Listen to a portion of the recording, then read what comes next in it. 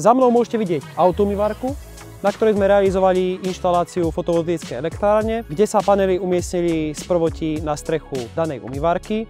Nakoľko rozmery danej strechy neboli dostačujúce pre energetické požiadavky autoumývarky ako takej, doplnili sme panely voľne stojace na zemi na konštrukcii. Konštrukcia je nastaviteľná z dôvodu zimného slnka, nakoľko v zime lúče slnka dopadajú nižšie. Tým, že dané panely na zemi máme umiestnené v dosahu ľudských rúk, je možné teda v zime v prípade nejakej námrazy alebo snehu tieto panely ručne a bezpečne omiesť. A rovnako tak sneh z panelov sa sklzne pri väčšom sklone panelov oveľa efektívnejšie a rýchlejšie dole. A teda máme zaručenú lepšiu výrobu aj počas zimných mesiacov. Daný zákazník má u seba nainštalované aj batériové úložisko, rovnako tak aj reguláciu podľa spotových cien, kde dokáže byť na danej autoumývarke sebestačný väčšiu časť roka. Na danej prevádzke sa spotrebovaná energia najprv použije do spotreby elektrickej autoumývarky.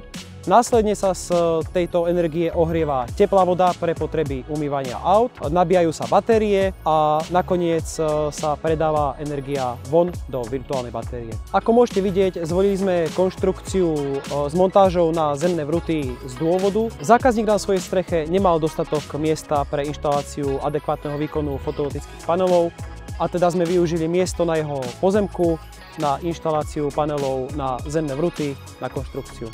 Technológia ako invertory a batérie sú umiestnené vnútri, v autoumývarni, v technickej miestnosti. Vonka teda ostali iba panely a k ním prislúchajúce istenie.